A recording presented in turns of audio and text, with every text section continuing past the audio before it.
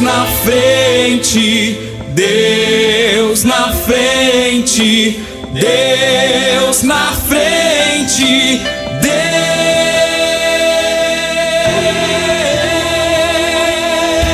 Deus nesta nação falida com conceitos.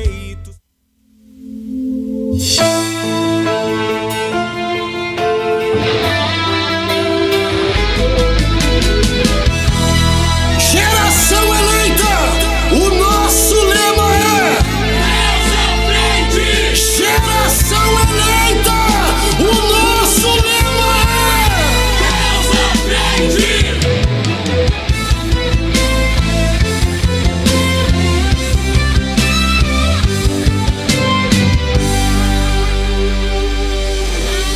Deus na frente, Deus na frente, Deus na frente,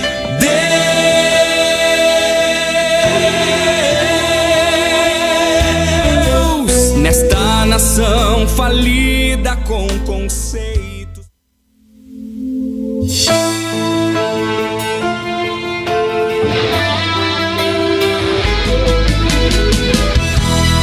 Geração eleita, o nosso lema é Deus à frente. Geração eleita, o nosso lema é Deus à frente.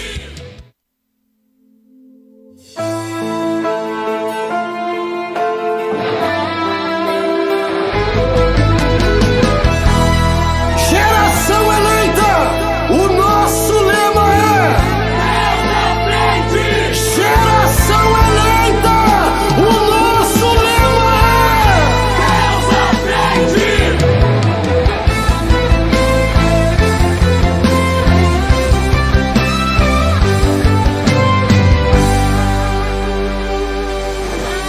Deus na frente, Deus na frente, Deus na frente,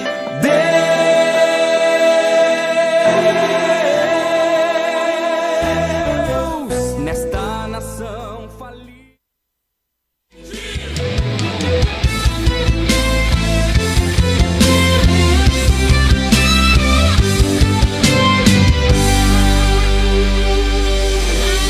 Deus na frente, Deus na frente, Deus na frente,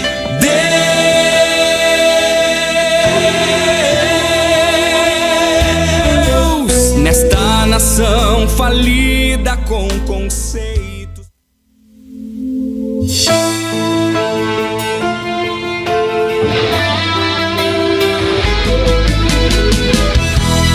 Geração eleita, o nosso lema é Deus à frente. Geração eleita, o nosso lema é Deus à frente.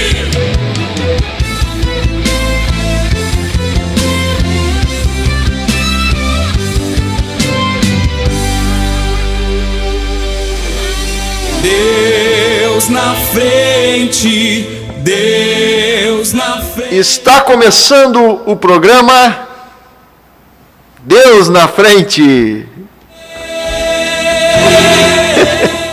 Programa este da Superintendência da Juventude da Igreja Pentecostal Assembleia de Deus, Ministério Restauração.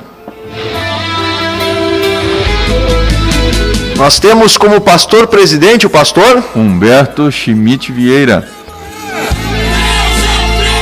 O nosso diretor de comunicação é o pastor Paulo Roberto dos Santos. E o pastor da nossa juventude, da Superintendência da Juventude, é o pastor Adriano Licidônio dos Santos.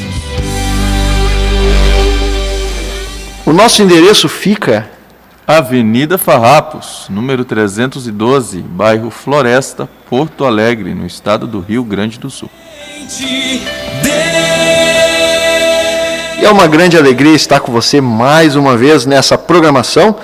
Já estou aqui sintonizando também para estarmos juntos Você já sabe que esse programa não é de uma só pessoa, desse ou daquele, mas é de todos nós, é de toda a juventude. Você já pode estar, saiu aqui o volume, mas você pode estar já compartilhando essa programação com os vossos contatos, fazendo seu pedido de oração. Já está aqui nas minhas mãos pedido de oração. Nós queremos orar hoje por esses pedidos de oração.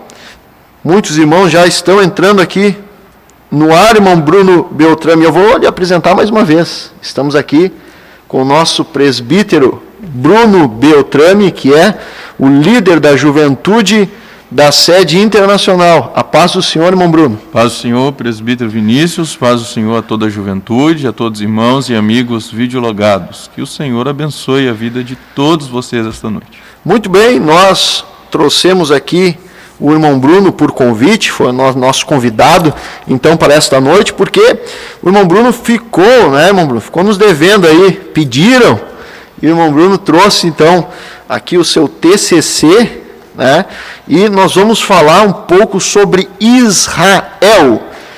Israel, que é uma nação diferenciada, né, irmão Bruno? Certamente. Certamente tem algo diferente com Israel, né? Inclusive para os analistas, né? Não só para os crentes, até os especialistas na área política consideram Israel um território bastante especial para as mais diversas áreas das relações internacionais. O território e o povo, né? E o povo. Que coisa interessante isso aí. Se vocês estão nos escutando bem aí, pode colocar no chat. Se estão escutando bem, eu quero ver aqui se está todo mundo nos escutando bem. Estão dando aqui paz, oração e união. Várias pessoas. A Janete está aqui com a gente. Janete Leonardo, glória a Deus. Cidade de Canoas, na escuta. Franciele Burges, Débora Barbosa, Rochelle Martins, Rudimar Thomas, aqui conosco. Adiele Costa, Ruth Borba, Sheila, Sara, Roberto, vários irmãos aqui conosco. E um colega meu me manda cólica biliar aqui, irmão. Estou lendo os nomes, aparece aqui no WhatsApp, cólica biliar. Meu Deus, eu tenho prova amanhã. Mas Deus é Deus na frente. Aleluia. Amém. Glória a Deus.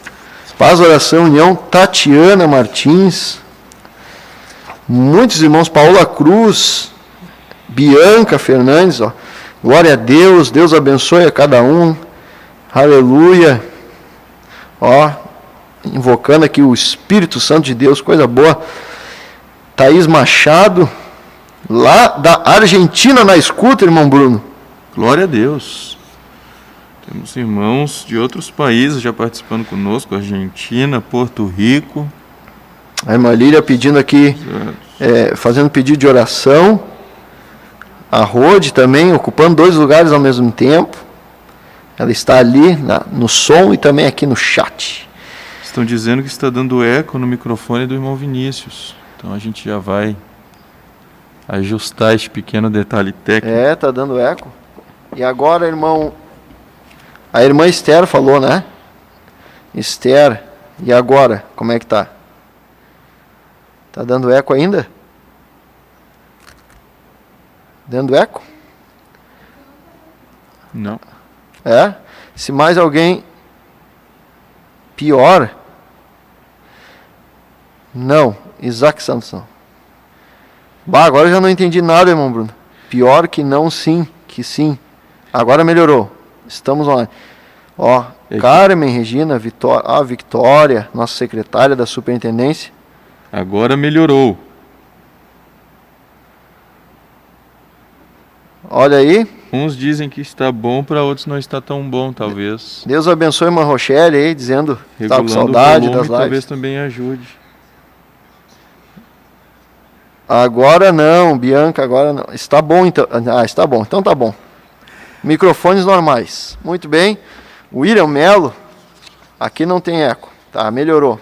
Muito bem. Nós vamos falar sobre Israel.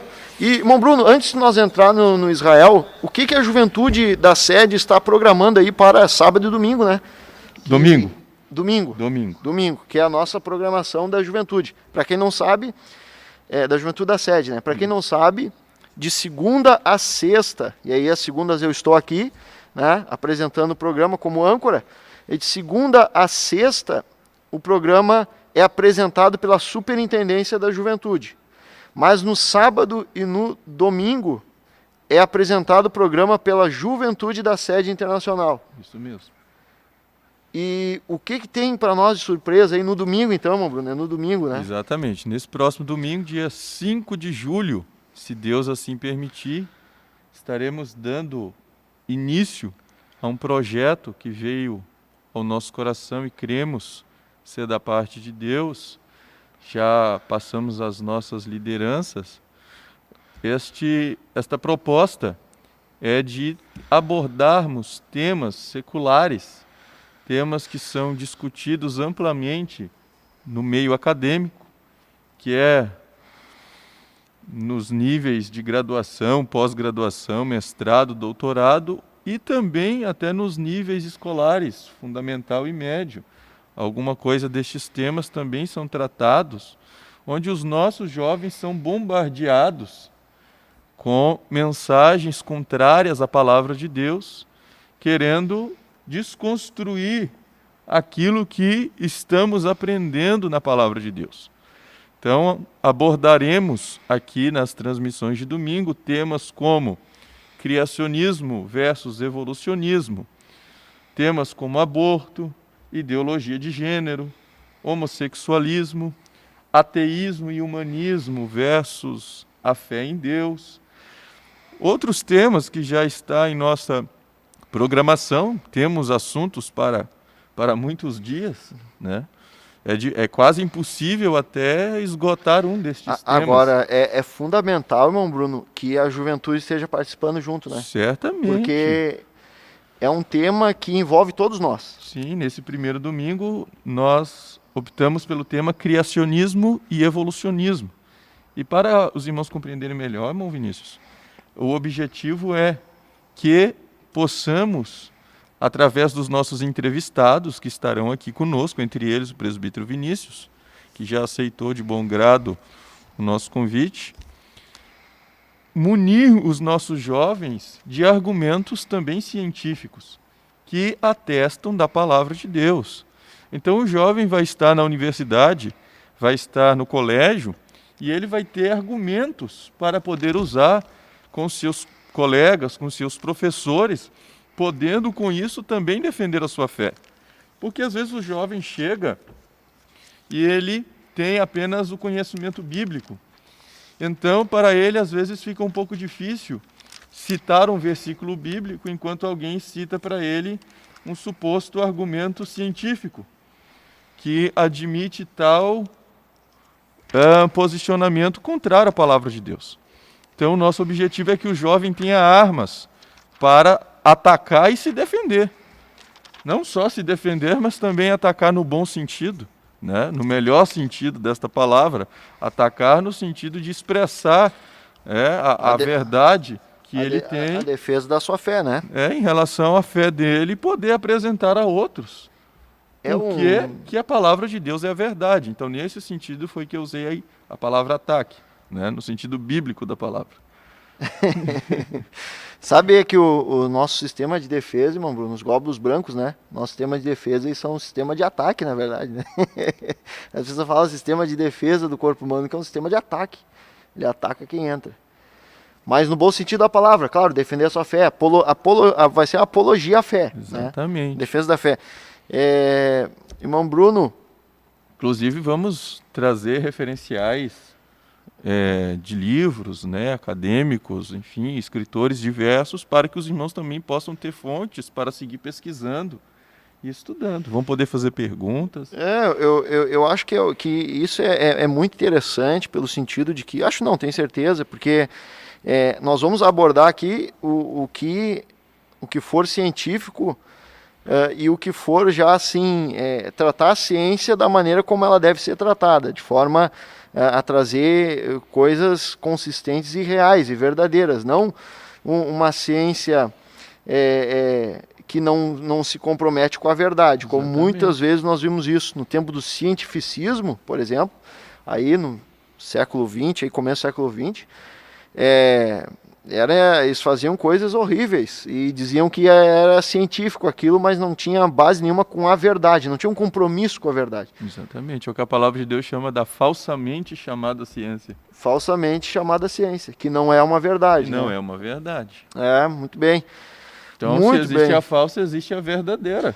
O verdadeiro conhecimento obtido pelas Escrituras, que se revela também no aprendizado da criação de Deus. O próprio apóstolo Paulo ele diz, né, que proveito tenho ter convosco se não trouxer uma palavra de doutrina, de revelação, de ciência, né, de um compromisso com a verdade. Eu me lembro uma vez que foi argumentado sobre um poema chamado Poema de Gilgamesh, onde fala que eles alegam que conta as histórias antes das histórias bíblicas, e no poema de Gilgamesh fala sobre um dilúvio e fala sobre uma arca, né? Só que eu estudando, porque a gente, para estudar um texto, a gente não pode só estudar a parte externa do texto, que quer dizer o quê?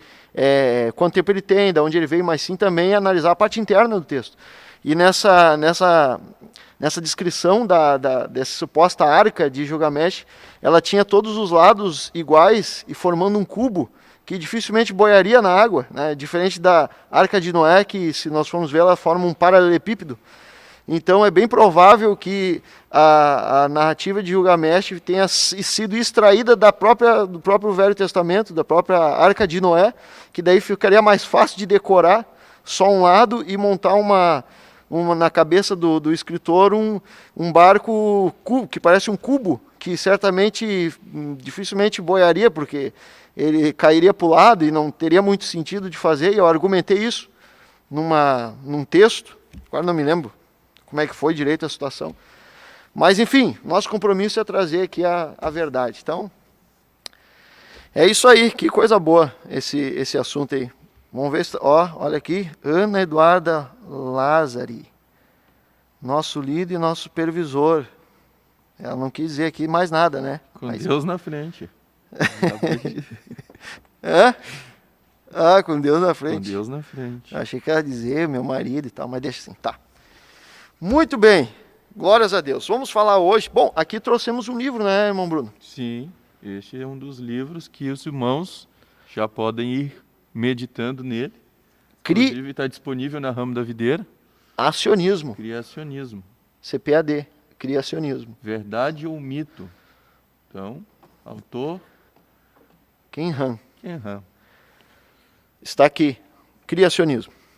Uma dica de leitura, então, para os irmãos. E aí se preparando para o programa. Para ir se preparando para o programa. Muito bem, irmão Bruno, olha só que interessante. Eu quero que o senhor fale agora. Eu estou aqui com o TCC do irmão Bruno. São 75 mais ou menos, né, irmão Bruno? 76 páginas. 76 páginas. É um livro, né? Uhum. Um livro escrito na formatura do irmão Bruno no seu curso superior de Relações Internacionais. Ou seja, o irmão Bruno é um internacionalista. Isso. Formado em relações internacionais. Quem é formado, por exemplo, em farmácia é farmacêutico. Né? Quem é formado em enfermagem é enfermeiro. Né? Ou enfermeira, enfermeiro, farmacêutica. E quem é formado em relações internacionais é? Internacionalista. Bom Bruno, nós já falamos do testemunho do Bom Bruno aqui, o milagre que Deus fez para ele entrar na faculdade sem pagar um centavo, né, irmão Bruno? Sem pagar nada. Nada, Deus abriu as portas, né? Deus abriu as portas, o irmão Bruno, por gratidão a Deus, como ele deixou bem claro aqui no programa, quando a gente fez, por gratidão a Deus, ele, através, claro, de uma vida de oração, de busca a Deus, ele firmou, né, colocou no seu coração, então, esse sentimento de gratidão a Deus e escreveu o TCC da formatura dele, TCC da universidade, para o trabalho de conclusão de curso, né, TCC, trabalho de conclusão de curso, 2018, está aqui, ó. Ele escreveu sobre o conflito árabe-israelense, uma análise sob a ótica de Israel, ou seja, ele defendeu a visão de Israel, então, né, argumentou sobre a visão de Israel nesse conflito árabe israelense. É isso, Mombrun? Exatamente, porque a maior parte dos trabalhos acadêmicos, eu acredito que temos online irmãos que estudam na área de humanas e talvez, quem sabe, até alguém que faz pesquisas em área de relações internacionais ou geopolítica. Algum dos irmãos deve saber que a maior parte do que é produzido na academia, e não só na academia, mas também no meio jornalístico, que é divulgado nas mídias tradicionais, são matérias, são produções acadêmicas que visam a ótica árabe, apresentam a visão árabe do conflito. E não só isso, os grandes organismos internacionais hoje, e a pouco a gente pode explicar mais a respeito, entre eles, eu cito no trabalho, já citei na entrevista com o pastor Humberto, como por exemplo a ONU, a Organização das Nações Unidas, todos estes seguem a visão árabe do conflito. Então, o meu objetivo como cristão foi apresentar o outro lado, porque um conflito ele sempre tem dois lados. Exatamente. Quando se apresenta apenas um lado, não é justo, né?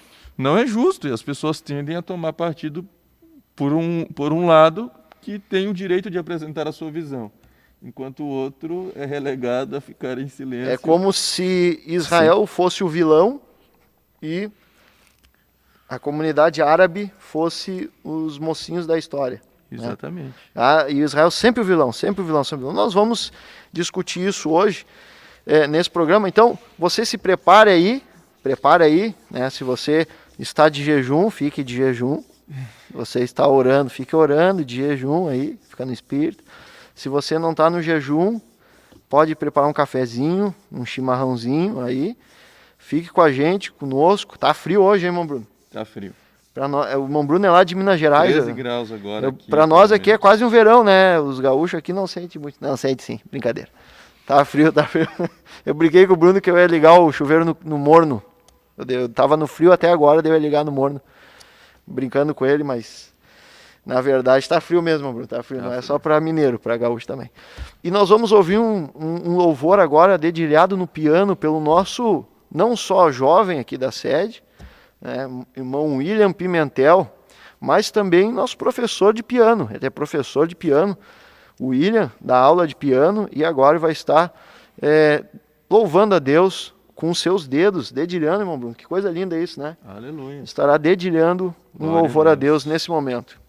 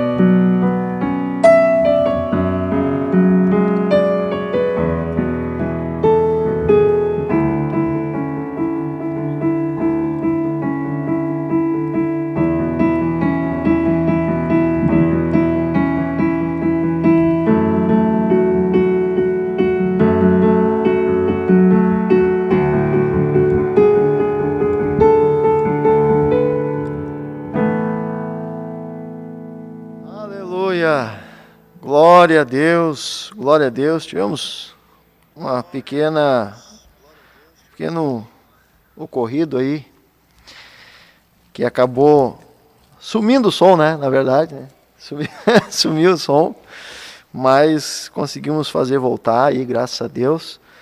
E já agradecemos a todos os irmãos que prontamente, irmão Bruno, já colocaram ali no chat, ó. Voltou. Parou, sumiu, vai voltar. Ah, foi eu que botei, vai voltar. Travou, voltou. E voltou mesmo. E voltou para ficar. Amém. Glória a Deus. Irmãos participando aqui, Deus na frente. Irmã Fernanda Machado colocando aqui, quem se informe direito é só o bacharel. Ó. Depois tem que estudar um monte para fazer o exame. Mas até 2019, Relações Internacionais também era assim. Quem se formava era bacharel em Relações Internacionais. Ah, é? Esse ano, então, agora, ele é internacionalista. Internacionalista. É nome bonito esse, irmão Bruno. Tem que estar na humildade ainda, não pode deixar esse nome. Internacionalista. Muito bem. Irmão Bruno, olha só. Eu queria começar pelo começo. É um bom lugar. É um bom lugar. O Brasil teve vários nomes.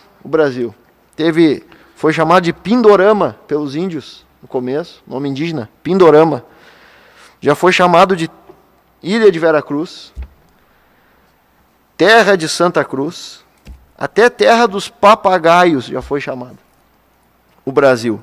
Aí, mas ele recebeu esse nome Brasil, e os estudiosos dizem que Brasil é porque tem aquela árvore que eles usavam ela para tinta, que ela saía uma cor vermelha, igual uma brasa, vermelha de brasa, e aí era a árvore, conhecido como pau-brasil, que da onde saía aquela coisa vermelha lá, aquela tinta vermelha que eles chamavam de brasa. E aí ficou o nome então de Brasil. Mas Israel, quem é que deu o nome desse país aí? Bom, conta para nós aí, irmão. Aí nós teríamos que nos remontar aos tempos bíblicos, né? Quando... Como é que é essa palavra, irmão Bruno? Remotar. Ai, que palavra bonita, não conhecia ela. Remotar, de remoto, de coisa... Aí, coisa bonita essa palavra. Remotar aos tempos bíblicos. Quando Jacó, naquela luta com o anjo, Deus lhe dá um novo nome. Ele diz, a partir de então, não te chamarás mais Jacó, mas Israel. E a nação que se forma, então, da descendência de Abraão, Isaac e Jacó, que tem o nome alterado para Israel, passa a se chamar povo de Israel, que quando tomam posse da terra de Canaã, né, que era a terra que Deus havia jurado dar àquela nação, àquele povo, que ainda não era uma nação, mas era um povo. Então, quando eles tomam posse da terra, a terra passa a se chamar Terra de Israel. Quando se estabelece o reinado, então, o tempo dos reis, se torna o reino de Israel. Então foi Deus que deu o nome para essa nação. O nome surgiu da parte de Deus quando Jacó, que significando suplantador, enganador, né, tem por Deus o nome alterado para Israel. Muito bem. Bom, Bruno, eu quero seguir um pouco a linha aqui do teu TCC, né, onde foi escrito aqui, e os ouvintes, os participantes, todos nós, os jovens aí, podem sair fazendo todas as perguntas, das mais difíceis que vocês souberem, nós vamos perguntar para o Bruno. Vamos botar ele aqui, né, no... sem pressão, hoje, né, meu Bruno? Hoje eu estava conversando com alguns jovens que não é feio dizer que não sabe, então talvez eu vou ter que praticar o que eu disse. Eu me lembro que uma vez o senhor falou para mim assim, não é feio dizer que não sabe, até Jesus disse que não sabia. Quando ele estava como homem nessa terra, ele disse que não sabia quando ele ia voltar, né? Isso é uma coisa interessante, nós vamos discutir aqui sobre Israel, e domingo vai ser falado sobre o criacionismo, e durante várias programações falam sobre vários assuntos. Você não precisa ficar com peso aí nas suas costas de achar que você tem que ter resposta para tudo, né? Por exemplo, nessa pandemia agora, eles querem exigir dos crentes resposta para tudo. Não é feio dizer, eu não sei. Eu sei quem sabe. Eu conheço quem sabe, que é Deus. Mas eu não sei. O crente não tem que ter resposta para tudo também. Ele tem que ter resposta para aquilo que ele tem convicção, né, certeza, daquilo que ele estuda, daquilo que ele enxerga, daquilo que Deus fala com ele. Mas não tem que ter resposta para tudo. Nós não temos essa carga, carregar essa carga com a gente, né, irmão Bruno? Nem Jesus carregou ela. Né? Nem Jesus carregou ela. Mas, quando a gente fala nem Jesus carregou, porque certa feita perguntava para Jesus qual é o dia que ele iria voltar, né? O dia que Jesus iria voltar para buscar a igreja. Jesus disse, isso só o meu Pai sabe, só o Pai lá de cima sabe, só Deus sabe. Então Jesus, como homem aqui, também não tinha todas as respostas, apesar de ter praticamente todas. Praticamente todas. Mas o crente, então, não tem que ter essa obrigação. Não ande com essa obrigação de ter resposta para tudo. Muito bem. Eu me lembro. Permite um parênteses aqui, eu acho que é importante. Pode falar, irmão Bruno. Está nos saudando, ou melhor, está dizendo glória a Deus no chat, o nosso querido companheiro lá da Índia. A Índia está participando deste programa. Glória a Deus, que coisa tremenda. O evangelista Ramesh está online conosco. Oh, Ramesh. Escrevendo em português. Glória a Deus. Ele fala português. Fala e escreve. Fala e escreve. Agora ficou comprovado que ele escreve. Irmão Bruno, eu me lembro uma vez que um professor de física, um doutor lá da universidade, ele falou assim para mim, eu queria que tu me explicasse a Trindade. Falou para mim. E eu falei para ele, só se tu me explicar o salto quântico. Aí ele também não tinha como me explicar, eu também não expliquei, entendeu?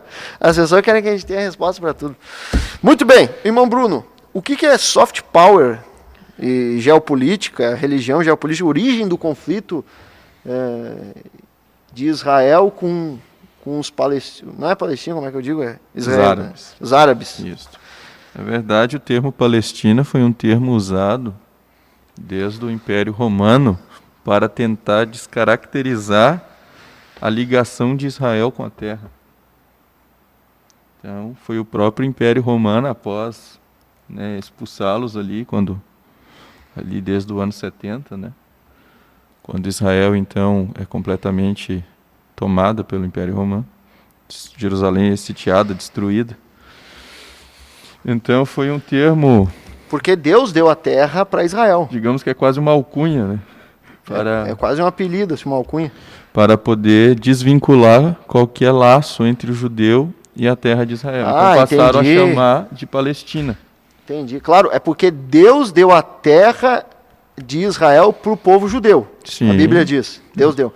Só que como Roma estava dominando aquele lugar, eles queriam desvincular o judeu com aquela terra. Sim, porque ali foi quando começou a dispersão dos judeus pelos demais países, né? Então, sim, a perseguição terrível de Roma. Chamar a terra de Palestina, porque Palestina não tem nenhum vínculo com árabe, tem a ver com os filisteus, que nem habitam na terra. Eu nem sabia disso, mano. Então, desde Roma já começou esse negócio de querer tirar o judeu da terra. Com o Império Romano. Então, tratar como Palestina, na verdade, é um termo que desvincula os laços de Israel com a terra, o que é esse o objetivo. Então, vai se repetindo o termo, se desvincula aquele laço que tinha antes com quem ocupava o território. Com certeza. Isso aí a gente pode ver não só em Israel, no Brasil aconteceu isso, em outros lugares acontece isso. Sim. Aqui chamavam de Reino de Portugal, vão tirando os habitantes aqui, os índios, vão ficando... Interessante isso. Então se muda o nome, né? Era o mesmo mais ou menos o que fizeram com Sadraque, Mesaque e Abednego, né? Mudaram o nome deles. Para tentar mudar a identidade, porque o nome original tinha vínculo religioso, né? Tinha um significado religioso. Histórico. Do Deus que ele servia. Exatamente. Então, se muda o nome, também como que tentando mudar a identidade. Jacó foi mudado o nome para Israel, para mudar aquela identidade dele de... Exatamente. Então pode ser usado para o lado bom, que é só quando raramente acontece, né? Só quando Deus quer, ou coisa assim, mas na maioria das vezes é esse negócio de poder, né? Pelos homens, na questão política e disputa de poder, então se utilizou com esse objetivo. Muito interessante. Então aí tá aí. E aí o teu trabalho diz aqui, o que é esse termo soft power? Soft power, nós temos, para mim tentar explicar melhor aos irmãos, nós temos nas relações internacionais, e eu digo isso, relações internacionais agora não a parte, não o curso em si, mas nas relações internacionais, ou seja, nas relações entre os países. Entre as nações, países. Existem os mecanismos, ou seja, as formas que são utilizadas para que se leve uma nação a fazer o que outra quer que seja feito.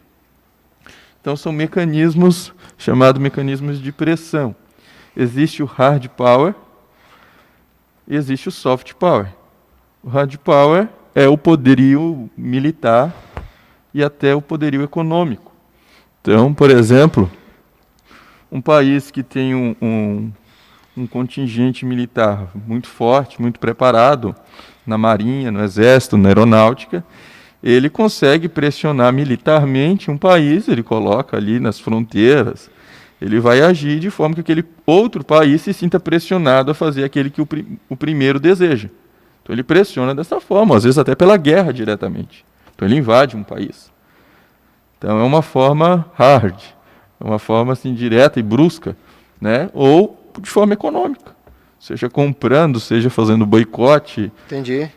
Embargo. Então, exatamente. Então esse é chamado de hard power. O soft power é quando se consegue. Tem um autor que usa a expressão assim, é como se colocasse a cenoura para o coelho, né? Um dos autores que eu pesquisei, ele fazia esse paralelo. Você pode levar um coelho a fazer o que você quer com uma cenoura, usando varadas, batendo no coelho com vara, ou tu pode ir oferecendo uma cenoura para ele. E aí ele vai vindo atrás da cenoura. Claro. Então seria um mecanismo, vamos dizer, diplomático de fazer a coisa. Ou seja, você leva a pessoa a fazer o que você quer que ela faça, ou leva aquele país a fazer o que outro deseja que ele faça, mas não por meio da violência, por meio brando. Por isso soft. Entendi. Por um meio brando. Então tu vai negociando, vai conversando, vai utilizando a questão cultural. Então se muda conceitos culturais sem usar de violência, seja militar, seja econômica.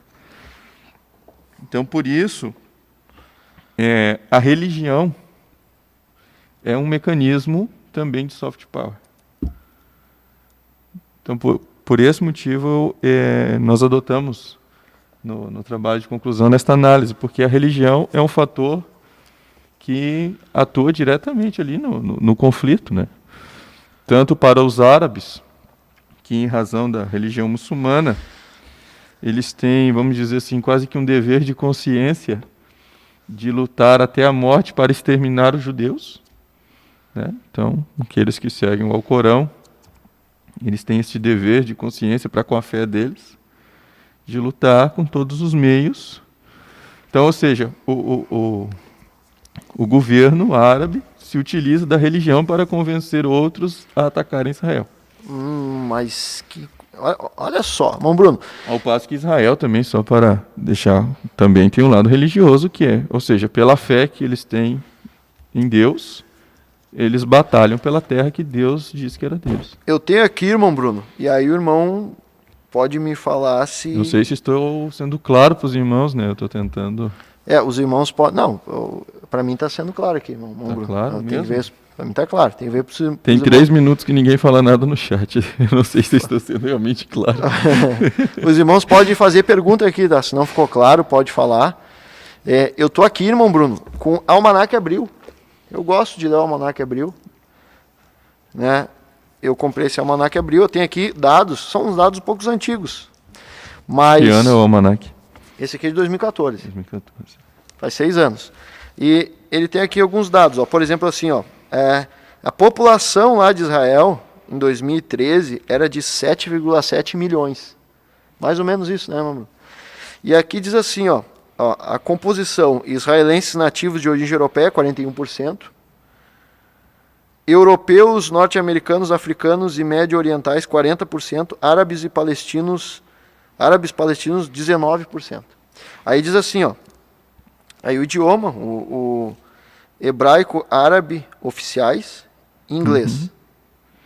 Hebraico, árabe, inglês. E aqui diz assim, ó, religião: 72% judaísmo, 19% islamismo e 2,4% cristianismo. Sim.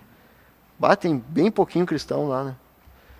19% islâmico e 72% são 2%. judeus lá em Israel. São judeus. Eu não sei se tá especificado aí no almanaque, mas o território de Israel completo hoje, ele é menor que o menor estado brasileiro. O menor estado brasileiro é o Sergipe. Sergipe, né? E Israel é menor que o Sergipe. Todo o país de Israel é menor que o Sergipe. Menor que E é um espaço de terra, ou seja, tão pequeno, mas que o mundo inteiro está de olho nele. Ele tem um ponto estratégico, né? Exatamente. Ele já foi chamado até de umbigo do mundo por um geopolítico chamado Mackinder. Inclusive Hitler se baseava um pouco nas teorias dele, teoria do poder terrestre, Meu Deus. porque ele acreditava que o coração do mundo, o Heartland, ele estava ali no norte da Ásia. Então quem conquistasse aquele norte da Ásia, conquistaria o mundo. Ou seja, tu conquista o coração, tu conquista todo o restante. E Hitler se baseou as suas expansões, as suas invasões nesta teoria. E para ele, para este autor, Mackinder, o Heartland, o coração do mundo, era o norte da Ásia, mas Israel era o umbigo. Então era uma parte também fundamental da conquista. Que é como se fosse assim o centro do... Por exemplo, o umbigo é o centro do corpo humano, né? Dali tu alcança todas as outras estruturas, né? Então o umbigo seria Israel. Que coisa, né? Uma terra menor que o menor estado brasileiro. Uma terra menor que o menor estado. E assim, irmão Bruno, é uma terra pequena. Aqui tem 70... Isso aqui é impressionante, ó. Tem 72% de judeu, só que ele está do lado, Israel está cercado do Egito, né? Tô certo? Ele vai me falando. Egito, Jordânia, Síria, Líbano. Muito bem. Meu Deus, irmão. Esses Egito... Cercado de países árabes. Não, o Egito é mais de 90%. Eu tenho aqui o Egito aqui no almanaque. O Egito certamente é mais de 95% é islâmico. Síria, Líbano, todos países islâmicos. Ou seja, um território pequeno, cercado por países inimigos. Israel tem o mar pelo lado ocidental, o mar Mediterrâneo, e todas as demais fronteiras são nações inimigas.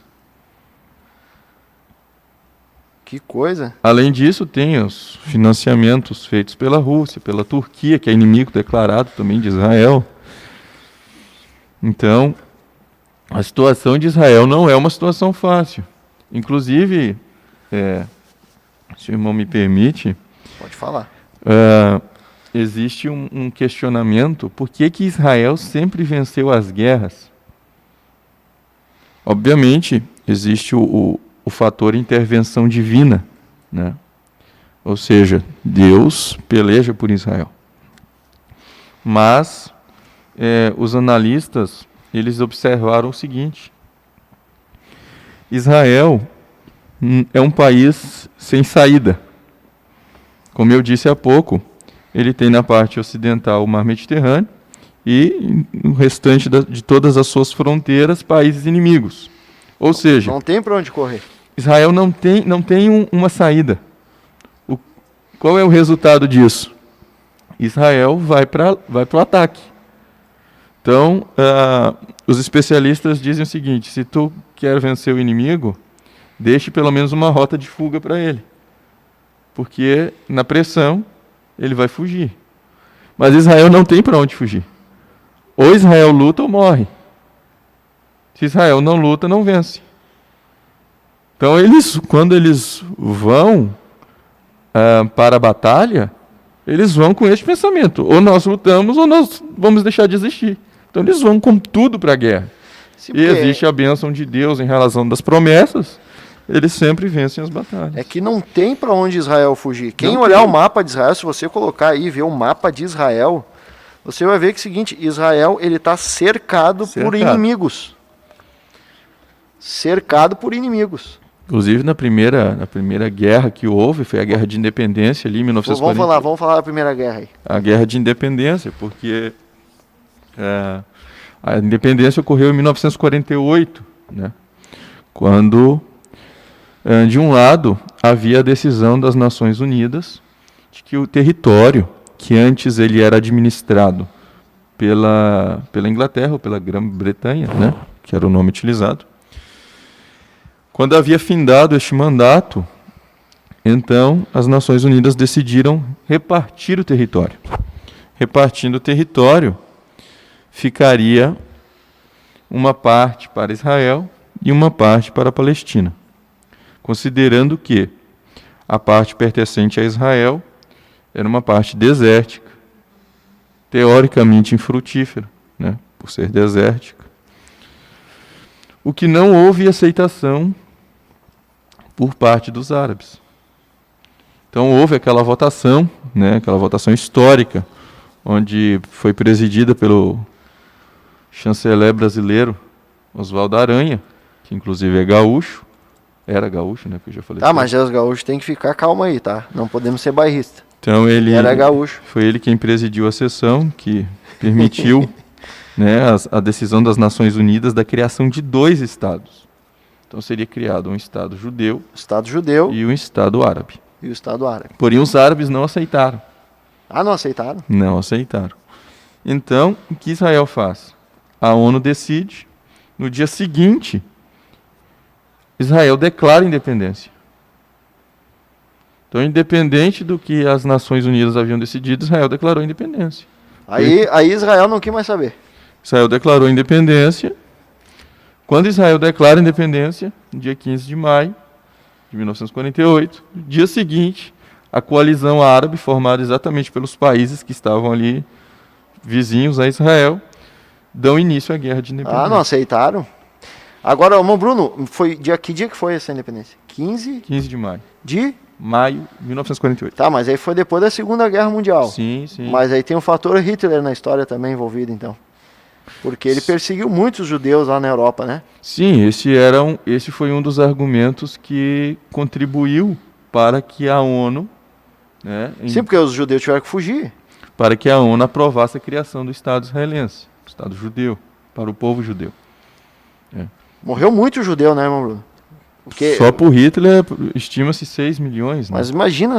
Mais os que morreram na União Soviética. Imagina que aqui, só no país, em Israel, eu tenho 7 milhões. Sim, era como se eles tivessem dizimado o país inteiro, né? É como se tivesse dizimado o país, Hitler dizimado o país inteiro de Israel. Sim. Porque só no país Israel tem 7,7 milhões. E Hitler matou por baixo aí 6 milhões de judeus. Eles fugiram, então muitos judeus fugiram para Israel. Sim, muitos judeus fugiram. Já havia um movimento desde o final do século XIX, um movimento de retorno, chamado movimento sionista, né? Por causa de Sião? Sim, porque eles se reuniam, os judeus espalhados pelo mundo, especialmente na Europa, eles se reuniam buscando um lar para Israel. Eles queriam estabelecer de novo a nação. Então se discutia bastante aonde.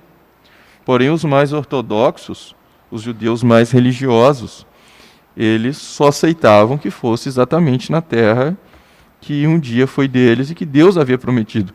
Porque alguns, eles cogitavam a possibilidade de que fosse no continente africano.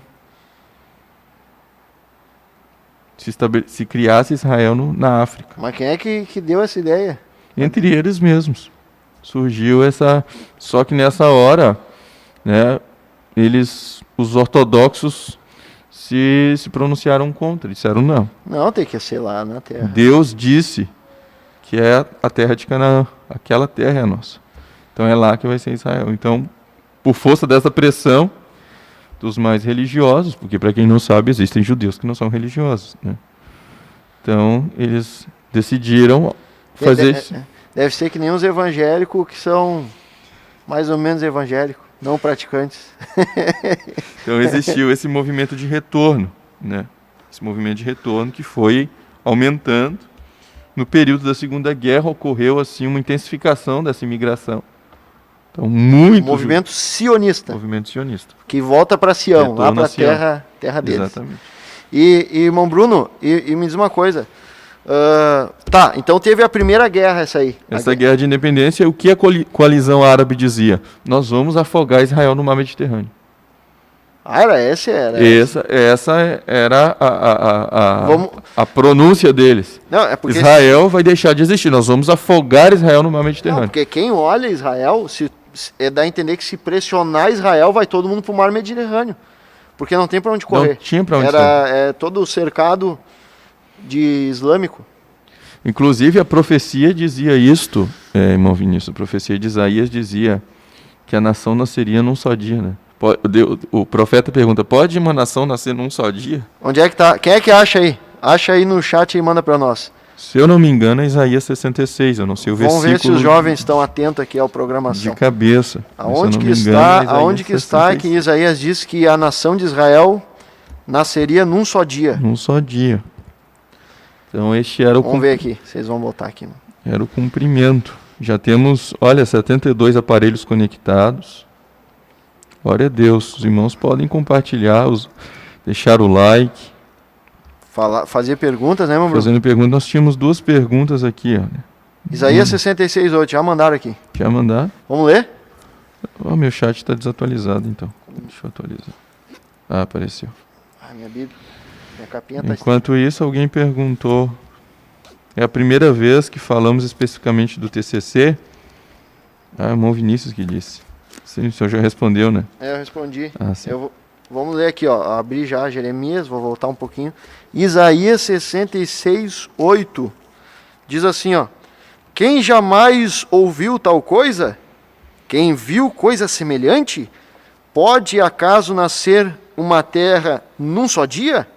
Ou nasce uma nação de uma só vez? Aleluia. Pois Sião, antes que lhe viessem as dores, deu à luz seus filhos. Impressionante isso, porque o que é o normal, o senhor que é médico, ou futuro médico, né? Primeiro vem as dores, e depois se nasce o filho, certo? Certo? Mas Deus disse que para Israel seria diferente. Primeiro ia nascer... Ia nascer num só dia uma nação, não uma pessoa. Deus disse, vai nascer a nação em um dia, e depois vai vir as dores. Exatamente, um dia depois, Israel passa a existir em um dia, e no dia seguinte começam as dores coisa, né? pelo nascimento. Que coisa, olha que interessante, né? Como é que é o nascimento de uma pessoa, através de uma mulher? Vem a dor de parto, né? E até é aconselhável, né? Quando vinha essas dores, quando já tiver rota a bolsa, né? A bolsa romper, é bom em 24 horas, isso é dado médico, em 24 horas tem que nascer a criança, senão pode dar infecção, alguma coisa assim. Então, rompeu ali, veio as dores, as cordas, rompeu, vai para o trabalho de parto e nasce a criança e para. Aí acabou a dor. Acabou a dor. Mas com Israel... E vem a alegria.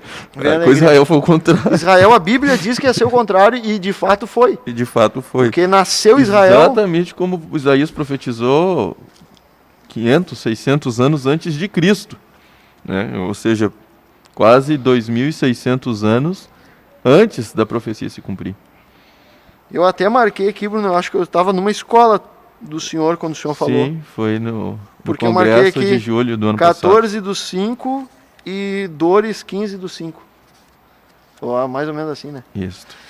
Muito interessante. Muito Exatamente. interessante. Tá, e então a guerra de independência aí, Ocorre essa guerra de independência como e quem venceu? Israel. Israel venceu. Israel que surgiu num dia, não tinha um exército formado, não tinha uma estrutura bélica. É impressionante isso aí, né? Mas Como é que não tinha... cercado por inimigos muitas vezes mais numerosos. Mas, primeiro, Deus estava com eles. E segundo, eles tinham essa convicção. Ou lutamos ou morremos. E isso eu tenho falado... Eles viram com a estrela de Davi lá, né? Como é que é? Você tem falado Isso eu tenho falado para alguns irmãos jovens, que a nossa vida tem que ser assim. A gente espiritualmente nós estamos diante dessa realidade. Ou lutamos ou morremos. Ou lutamos ou morremos. A gente não tem rota de fuga, não dá para dizer eu vou sair da igreja, não dá para dizer eu vou desviar. Não tem a opção de desviar. Não existe essa opção. Não tem opção. Ou vence ou morre lutando. Ou morre lutando. Foi o que eles fizeram, né? Exatamente. Muitos morreram, né? Morreram, mas morreram lutando. Mas Israel venceu. Mas Israel venceu. E a igreja vai vencer. A igreja já venceu, a igreja é vencedora. Muito bem. Glória a Deus. Glória a Deus. Vamos escutar mais um louvor e vamos continuar falando. Quero falar das outras guerras também. Tem muitos mistérios aí, né? Tem muitos testemunhos dessas guerras aí. Inclusive de caças voando que eles nem sabiam, né? Os próprios judeus dizendo de onde saiu esses caças, e eles dizendo, nós somos amigos aqui, estamos aqui se comunicando e tal. Que eles não sabiam nem explicar, né? Sim. Porque é uma coisa sem explicação. É como uma nação no meio do nada, cercada de inimigo, que foi criada num dia, venceu uma guerra sem exército direito, foi uma coisa muito impressionante. Exatamente. Então nós vamos estar adorando a Deus com mais um hino e dedilhado pelo nosso músico William Pimentel, nosso querido irmão, estará louvando a Deus com os seus dedos, dedilhando o seu Aleluia. piano. Glória a Jesus.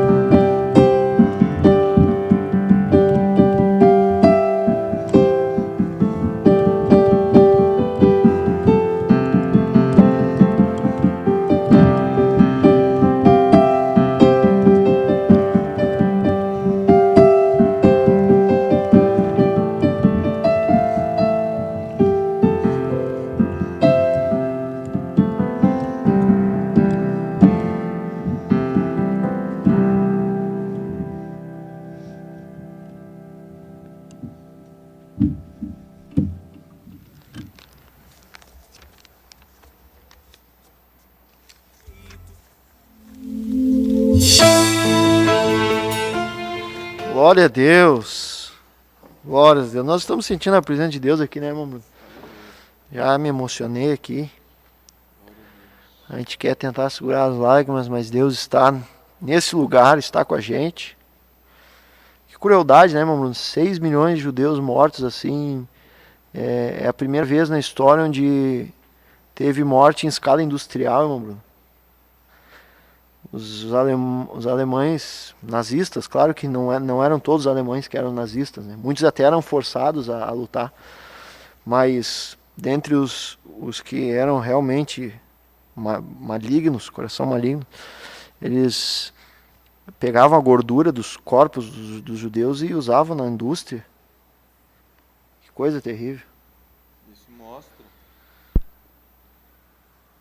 mostra, irmão Vinícius, quão terríveis são esses regimes totalitários, né? Meu Deus.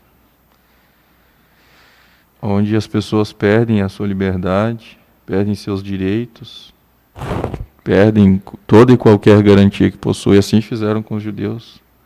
Eles foram sendo privados de todos os seus direitos, toda a sua liberdade, e por fim passaram a lhes tirar a vida, até que foram levados para os campos de concentrações, ali mortos, 6 milhões de judeus, estima-se, até o fim da guerra, só com a Alemanha nazista, mais os que foram mortos Diz que tem na União Soviética. um museu lá em Israel muito lindo, né? Fala isso aí. Muito triste também, né? Museu do Holocausto. Museu do Holocausto, né? Um dia tu vai conhecer, né, irmão Bruno, o Museu do Holocausto. Quem faz um trabalho isso aí tem que... Se Deus quiser, Deus pode. Deus na frente. Eu tô crendo que um judeu vai pagar tudo pro Bruno pra ir pra lá. Vai que tem um judeu escutando. Depois desse trabalho aí, irmão, vou dizer uma coisa pra ti, ó. Vou ser bem sério pra ti. Talvez os irmãos entendam agora porque a guerra que eu passei na universidade. A guerra. Agora que a gente começa a falar aqui, expor de fato o assunto, né? Os irmãos podem compreender por que foi tão difícil.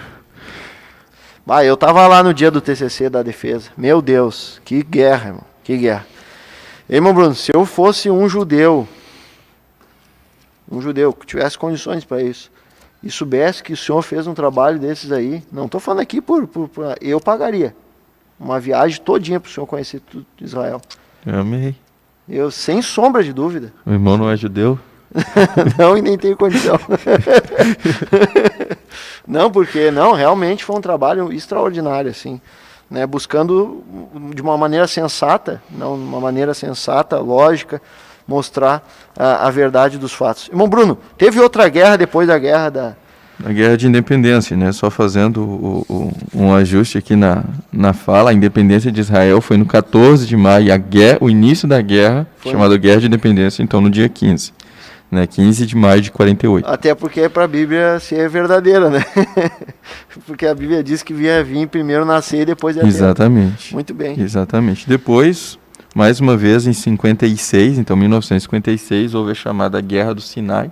Guerra do Sinai. Guerra do Sinai. Quem ganhou? Israel, mais uma vez. Mesmo em desvantagem. Os irmãos sempre precisam considerar que Israel estava em desvantagem. Porque são... várias nações, ó. São coalizões que se formavam de 6 a 7 países árabes, com participação de outros países que, embora não sendo árabes, ou tinham a influência do islamismo, ou porque financiavam, né? Então, Israel realmente estava, vamos dizer assim, sob total pressão, contou com apoio em boa parte dos Estados Unidos, em alguns momentos da Rússia, da antiga União Soviética, em alguns momentos, né, não em todos, mas contou em alguns momentos com o apoio da União Soviética. Então Israel também consegue vencer a Guerra de 56, chamada Guerra do Sinai. Inclusive tem um livro bastante interessante, chamado Guerra do Sinai. Quem não leu e gosta do assunto, é bem interessante.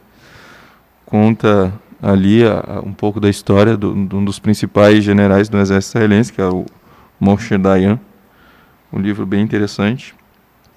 Após 56, então, temos em 1967, aquela que é conhecida, e acredito que todos já ouviram falar, a famosa Guerra dos 6 Dias. Ocorreu, então, em 1967. Né? Essa guerra ela foi bastante interessante. Guerra dos 6 dias. Dos 6 dias. Havia toda uma movimentação por parte, a coalizão, ela era liderada especialmente pelo Egito, Então os exércitos iam se colocando à fronteira, né? Porém não atacavam. E o que houve? Quando o Egito, ele, em dado momento, já com os exércitos nas fronteiras, né? Não só entre Egito e Israel, mas entre a Jordânia e Israel, Líbano e Israel, o Egito decide fechar o Estreito de Tirã. Esse estreito ele era utilizado como rota marítima comercial. Então, quando o Egito impede que os navios passem por ali, né, fechando uma das principais rotas de comércio israelense, isso foi considerado como que um ato de guerra. E Israel, quando se deu conta disso, então, por um lado era pressionado para não dar início à guerra. Então Israel sabia que estava sendo tudo armado para a sua destruição, via os tanques de guerra, o inimigo se armando às suas fronteiras. Não, porque aqui, por exemplo, aqui no Almanac, diz que só na Guerra de Independência, que diz que foram 5 países árabes enviaram tropas para impedir a fundação de Israel. Só no início. Agora, nessa Guerra dos 6 Dias, em 1967. 6 dias. As também volta a mesma coisa de os países árabes se unirem. Exatamente. E cercar Israel e Israel ficar... Eles tinham um exército juntos que era praticamente 4 vezes maior que o exército israelense. Então era completamente desproporcional a situação. Eles tinham, vamos dizer assim, um poderio bélico para a época bem mais moderno do que o que Israel utilizava. Israel se valia daquilo que outros países já estavam desprezando. Vamos usar uma expressão popular assim, meio que sucatas, né? Era o que Israel se utilizou para vencer a guerra. Então, o que Israel fez? Os caças israelenses voaram abaixo da captação dos radares árabes, e num dia eles conseguiram destruir praticamente toda a frota aérea do Egito. Foi bastante danificado. Olha que o Egito é grande, hein? Mesmo Israel estando com poderio bélico inferior, mas usando dessa estratégia, voando bem baixinho, os radares não captaram. Então eles conseguiram destruir de uma vez. Vencer o Egito. Boa parte da força aérea egípcia. Eu gosto dessa expressão aí. Misericórdia, não quero falar mal. Quando houve essa surpresa, o crente tem que vencer o Egito, irmão. Então os demais países souberam que o Egito estava sendo atacado, foram tentar se deslocar, e Israel começou a atacar pelas outras fronteiras também. E o que era impossível de acontecer... Foi aí que teve os relatos, né, de caças. Que exatamente. Então o que era impossível de acontecer? Era impossível Israel vencer essa guerra. Israel consegue ter êxito em 6 dias. Em 6 dias ele venceu todos os adversários. Venceu os seus adversários. E ampliou o território. E ampliou o território, sim. Israel conquistou a faixa de Gaza, as colinas de Golã. Que é da onde sai o Monte Hermon do Salmo 133. 133, ó, com bom e com suave.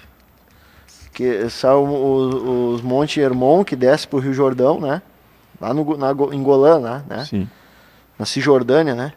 Exatamente. Também Israel conquistou uma parte da península do Sinai.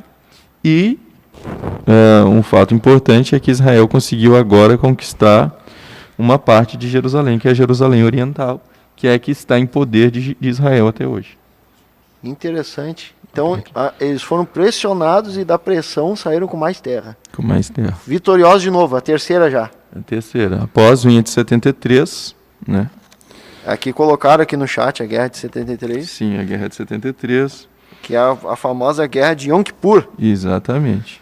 Ali Israel foi atacado no dia, é o chamado dia do perdão. Aqui disseram aqui, irmão Bruno. E no 7º dia eles descansaram. E no 7º dia eles descansaram.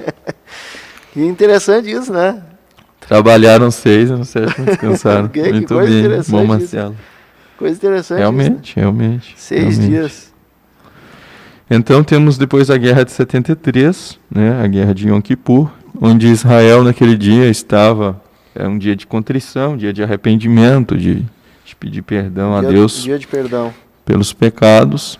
Então Israel estava, a nação inteira, voltada para o ato religioso, quando é surpreendido por ataques. Então ocorre algumas pequenas perdas em Israel, mas no fim ele consegue se sair vitorioso da batalha. Venceu de novo. Venceu de novo. E aqui Sofreu um pouco nessa, mais do que em outras, né? Aqui no Almanac Abril está dizendo assim, ó, num ataque surpresa, tropas do Egito e Síria avançaram. Exatamente. Mas foi elas foram repelidas. Uhum. Muito bem. Então já teve 48, 56, 67 e 73. 4 guerras já e 4 vitórias de Israel. 4 guerras e 4 vitórias de Israel. Inclusive, essa Jerusalém, para explicar aos irmãos, Jerusalém, sob a determinação da ONU, Jerusalém havia sido considerado por administração internacional. Ou seja, Jerusalém, na repartição do território, não pertenceria nem aos árabes, nem aos israelenses. Jerusalém seria da comunidade internacional. Jerusalém não seria de ninguém, seria administrado pelas nações, né? E a ONU coordenaria isso. Porque a Jerusalém, ela é considerada a cidade santa, né? Para as 3 principais religiões. Que é? Cristianismo, o judaísmo e o islamismo. E o islamismo também considera Jerusalém como uma cidade santa. Então, em razão de ser ali um palco de disputas internacionais, Jerusalém ficou então sob administração internacional. E nesta guerra de 67, então, como eu havia falado, Israel consegue conquistar a parte oriental de Jerusalém. Hoje ali, né, no antigo local onde havia o templo, hoje existe a mesquita, né? Mesquita de Omar. Ali onde era para estar o templo. Onde era para estar o templo. Muito bem, irmão Bruno. Irmão Bruno, me diz uma coisa. A ONU tem umas coisas estranhas na ONU, eu confesso pro irmão. Tem muitas? Muitas coisas estranhas. Quem é que elegeu os secretários da ONU? Como é que eles vão parar lá? É uma boa pergunta, porque ninguém sabe, parece né? que não há resposta. Não tem eleição, não tem voto, eleição, não tem voto. É ser administrado. A ONU é quase inquestionável, né? O que a agenda da ONU colocar... O que a ONU fala é lei para as nações, né? É irrefutável.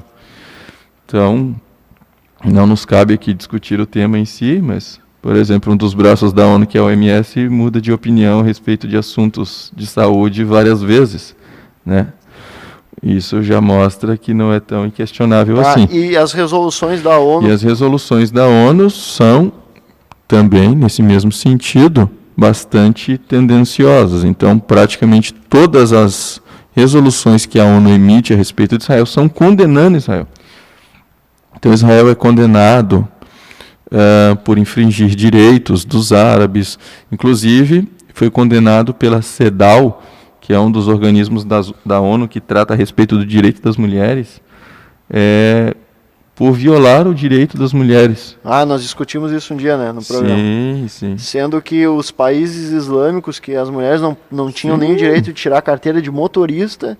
Não mostram um rosto, enfim. Não tinham sido condenados. Israel foi condenado pela ONU. Israel foi condenado. Na verdade, eu estou aqui com a carta, a resolução 3379 da ONU,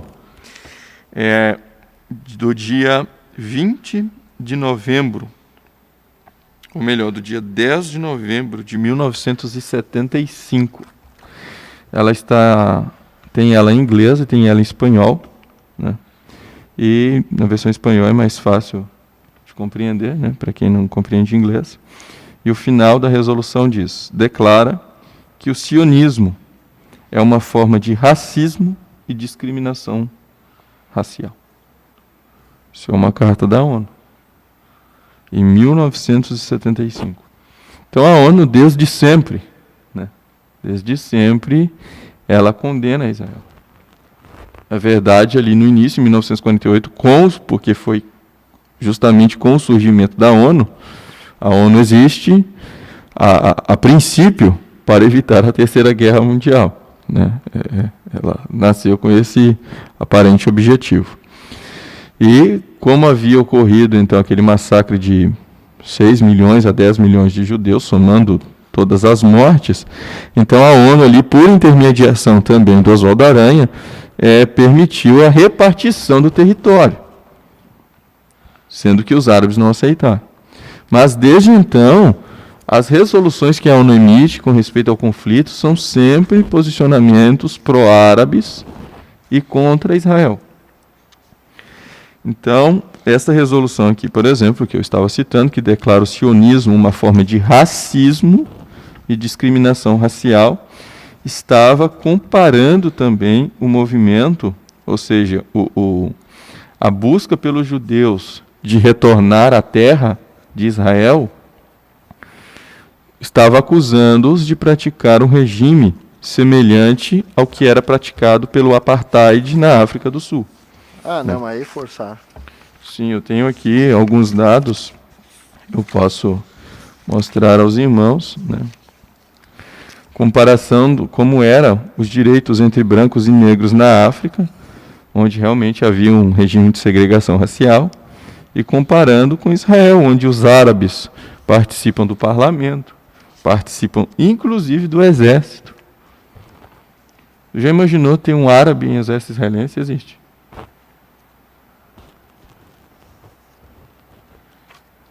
Sendo que o exército para eles é algo muito importante, né? Porque Sim. são altamente atacados. Então existem árabes no parlamento, existem partidos árabes. Em Israel? Em Israel. As mulheres atuam na sociedade, na política, em Israel. Então, todas estas acusações, na verdade, eles usam isso mais em relação aos palestinos, né? Eles procuram justificar isso em relação aos palestinos que estão na faixa de Gaza. Irmão Bruno, é que eu sou, evidentemente, muito mais leigo nesse assunto, mas eu nunca vi um judeu assim, amarrar uma bomba nele, explodir.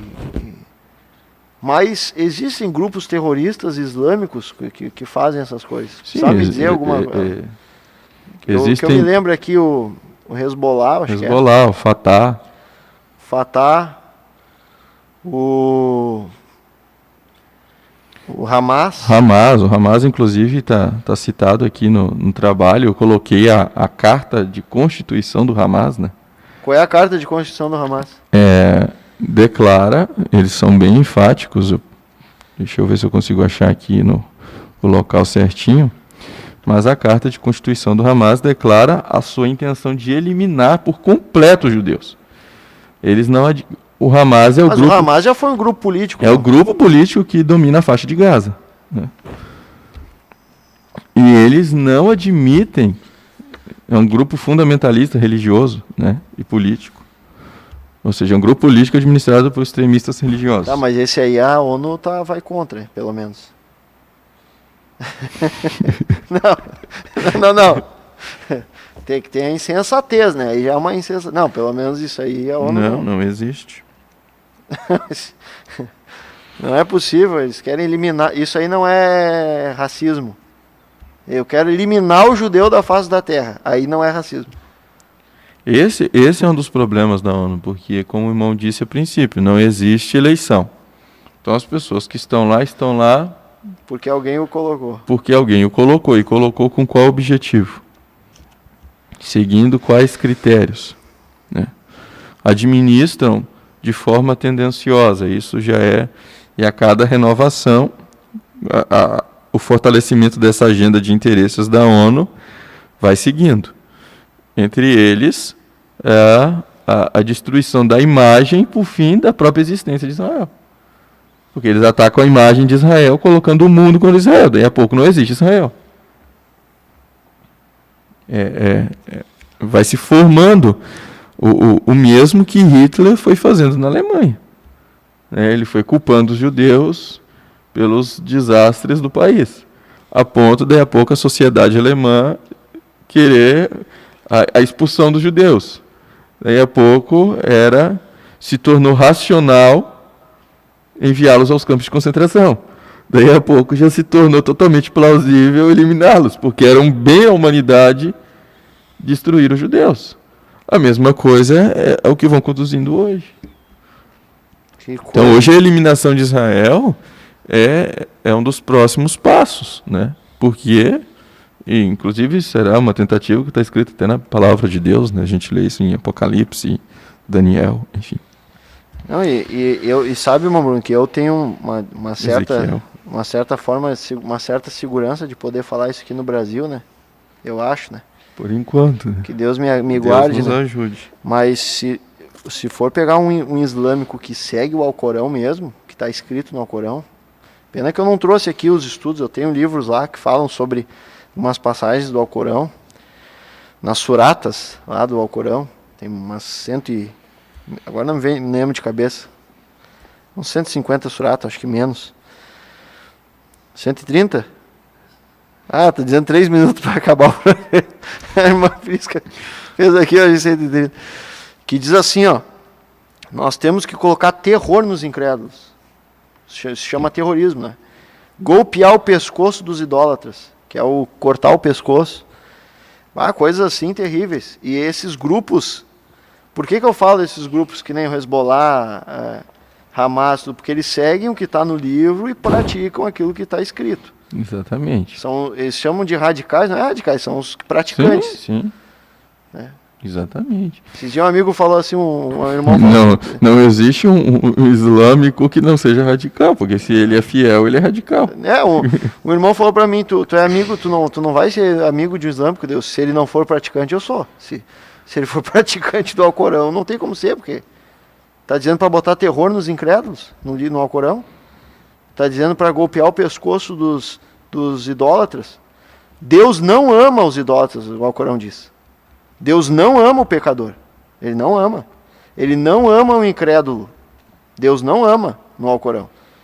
É diferente do Deus da Bíblia. Que Deus nos amou, nós mortos. Nos amou primeiro, né? Nós mortos dos nossos delitos. Mas o Alcorão não. O Alcorão diz assim, ó: Deus não ama o pecador. Deus não ama o incrédulo. Deus não ama o idólatra. Já o Deus bíblico ama, ele ama, ele... Ama e quer salvar. Ama e quer salvar. E só para concluir, irmão Vinícius, para os irmãos ficarem bem sintonizados neste último minuto aqui, a única democracia do Oriente Médio é Israel. Puxa vida, mais essa. Os demais países não são países que seguem o modelo de democracia. Ainda que alguns até coloquem a palavra democrática no nome, mas não são países democráticos. O único país democrático no Oriente Médio é Israel. E, como eu estava dizendo, do Conselho de Direitos Humanos da ONU, entre 2006 a 2016, ou seja, período de 10, 11 anos, né, de 187 resoluções que eles emitiram para o mundo inteiro, dessas 187, 66 foram para Israel. E sempre condenando. Quantas? Vamos de novo. De 187, 66, ou seja, o mundo inteiro. Eles emitiram 187 resoluções condenando violação de direitos humanos. 187. Dessas 187, 66 foram só para Israel. Então, um terço foi só basicamente condenando Israel. Condenando Israel. Um país aquele que é menor que o menor. Um país onde estado. tem a Coreia do Norte. Tem Coreia do Norte, tem China, tem um monte. Tem a China, tem os países islâmicos que praticam Sharia, praticam a Sharia, a lei, a mutilação de mulheres, a mulher não tem... Fala, tem programa. Países comunistas, Cuba, fala, tem programa, Venezuela. Televisionados aí que tem, procurar no YouTube, acha, como bater na mulher. Não pode quebrar o osso e nem sangrar. E tem que bater escondidinho, não pode bater na frente das pessoas. Olha, meus irmãos. Então, resumindo aqui um pouco, pelo que eu entendi do Bruno, a gente tem pelo menos 3 tipos de sociedade. Sociedade autonômica, heteronômica e teonômica. Israel é a única heteronômica que é regida por leis, tem diversidade, mulheres participando, Sim, islâmicos, vários outros povos participando das leis. Israel vive um modelo democrático. Modelo democrático. Agora uma sociedade autonômica, onde tem um líder que manda uma lei imposta, imposta sem ser discutida, né? Não pode ser discutida. Um líder que manda e desmanda. Por isso que são muito condenados os líderes dos países islâmicos, que eles fazem coisas terríveis, genocídios, e ninguém pode discutir. Ninguém discute. Se discutir, desaparece, enfim, misteriosamente desaparece. Esses países autoritários, como o irmão Bruno está falando aqui, no Oriente Médio que é democrático, que é Israel. Os países autoritários, não só no Oriente Médio, como Coreia do Norte, terrível. Que país terrível, claro. China também. Não sei se você sabe, mas na China não tem canais de televisão para as pessoas, é só o que o governo coloca lá. E colocaram que o vírus, esse coronavírus, foi os soldados americanos que transmitiram lá para a China. É impressionante, né? É impressionante. É o único lugar, eu acho que é um dos únicos lugares do mundo onde o médico descobre uma doença, em vez de ser aplaudido, ele é preso. Ele é preso e desaparece depois. É preso e depois morreu, né? Descobriu o coronavírus. Desapareceu, né? Ele desapareceu e nunca mais foi visto. Viram ele com a fotinho no... Terrível. Bom, meus irmãos, chegou ao fim essa programação. Nós falamos aí do TCC, trabalho de conclusão de curso, com muita coragem aí, muita determinação, foco, luta. Me lembro dessa época aqui, o irmão Bruno escreveu então 76 páginas defendendo a visão, uma ótica israelense sobre o conflito dos árabes e dos israelenses. Bem diferente do que nós estamos acostumados a ver. Quase não existe trabalho assim, irmão Bruno. No Brasil, o senhor viu trabalhos assim? Eu encontrei só de um professor no estado de Pernambuco. Só um professor, o irmão encontrou. E trabalhos árabes, defendendo a visão árabe? É o que mais tem? Incontáveis.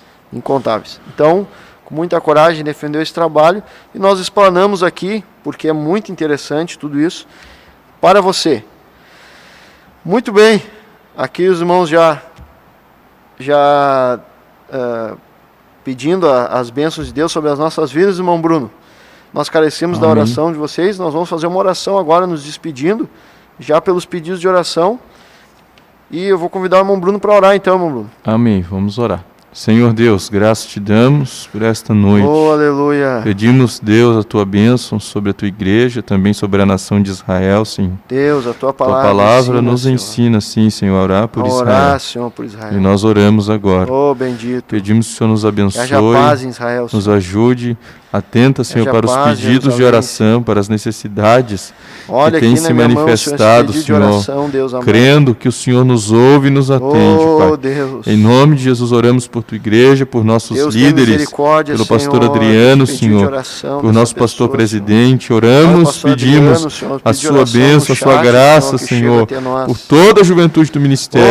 Em nome de Jesus oramos e agradecemos. Amém. Em nome de Jesus, Senhor, em nome de Jesus, para a glória do teu Aleluia, nome. glória a Deus. Atende a nossa oração. Muito bem, chegamos ao fim de mais uma programação.